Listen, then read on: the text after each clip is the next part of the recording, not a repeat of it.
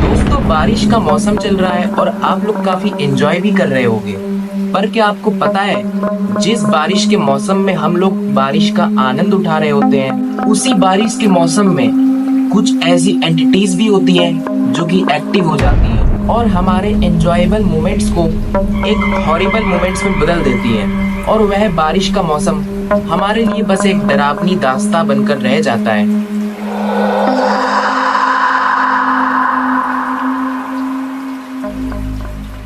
ये कहानी है इंदौर की एक लड़की नेहा की, जो कि 11th क्लास में पढ़ रही होती है और 2024 का बरसात का मौसम भी चल रहा होता है। उसका रूटीन काफी ज्यादा टाइट होता है। वह स्कूल से घर आती है शाम 3 बजे और उसके बाद 4 से 7 अपनी कोचिंग में बिताती है। नेहा का भाई उसको अक्सर कोचिंग तक छोड़ दिया करता और उसको लेने भी आ जाया करता। कुछ अर्जेंट केसेस में ही बस नेहा को घर अकेले आना पड़ता ऑटो करके। सब कुछ काफी बढ़िया चल रहा होता है कि उसी बीच आ जाती है 2 जुलाई की वह रात। शाम का 7 बज रहा होता है। नेहा अपनी कोचिंग से बाहर आती है। नेहा देखती है कि काफी जोर से बारिश हो रही है।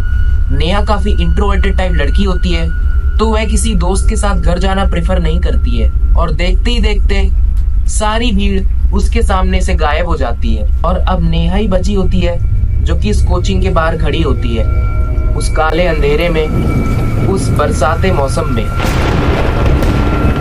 नेहा अपने भाई को फोन लगाती है और उससे पूछती है कि भाई, तुम आज मुझे लेने क्यों नहीं आए?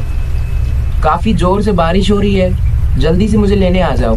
भाई बताता है कि मम्मी का बीपी हाई होने के कारण वह उनको हॉस्पिटल लाया है और पापा अभी तक ऑफिस में है, तो आज तुमको अकेले ही आना होगा।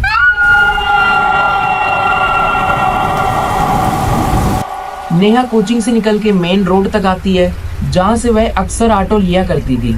पर उस गरजते मौसम में और काली रात में उसको एक भी ऑटो नजर नहीं आ रहा होता है। ऐसा लग रहा था कि मानो पूरा मोहल्ला कहीं और उठ के चला गया है। उसी बीच नेहा डिसाइड करती है कि अब वह शॉर्टकट रास्ते से जाएगी, जिससे वह जल्दी घर पहुंच जाएगी। नेहा देखती है कि उस गली में बुरी तरह से पानी भरा होता है। पानी का लेवल इतना ज्यादा होता है कि नेहा का आधा पैर उसमें डूब रहा होता है। उसी बीच नेहा को कुछ ऐसा महसूस होता है कि कोई उसके पास से गुजरा है और वह कोई गाना गा रहा है। नेहा को लगता है कि यह पक्का कोई बदतमीज इंसान ही होगा जो कि इतनी रात में उसको परेशान करने आ गया है। नेहा पीछे घूम के देखती है, वहाँ कोई भी नहीं होता है। और उसी बीच नेहा की नजर पड़ती है उसी पानी के रिफ्लेक्शन पे, जिसमें उसका चेहरा उसको दिख रहा होता है।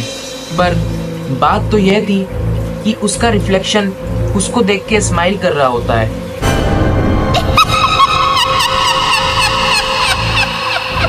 नेहा जोर से चिल्लाती है कि इसी बीच पानी में से कोई तो हाथ निकल के आता है, जो कि नेहा का छाता पकड़ के खींच लेता है और नेहा भागना शुरू करती है। नेहा उस गली से काफी दूर आ जाती है और वह पीछे घूम के देखती है कि गली में एक 8 फीट का आदमी खड़ा है, जो कि काफी ज्यादा पतला है। पहले तो नेहा को लगता है कि यह कोई खंबा है, और जब वह देखती है कि वह आदमी रोड के बीचों बीच खड़ा है और वो मूव भी कर रहा है, तो नेहा समझ जाती है कि यह कोई खंबा तो नहीं है और ना ही यह कोई इंसान हो सकता है। उस गरजते मौसम में नेहा करीब 2 से 3 किलोमीटर भागती है और अपने घर तक पहुंच जाती है। ऊपर से नीचे तक नेहा पूरी तरह से भीग चुकी होती है और नेहा दरवाजे पे जब दस्तक देती है, उसका भाई दरवाजा खोलता है। वह पूछती है कि भाई, तुम इतनी जल्दी आ गए हॉस्पिटल से, तो तुम मुझको लेने नहीं आ पा रहे थे? मैं कितना भीग गई, मेरे साथ क्या क्या चीजें हो गई वहाँ पे। भाई बोलता है कि अरे मुझे बता तो देती कि मेरी कोचिंग छूट गई है, मुझे लेने आ जाओ, मैं तो फ्री बैठा था। नेहा पूछती है कि पर मम्मी का तो बीपी हाई हुआ था और तुम उनको लेके गए थे दिखाने के लिए।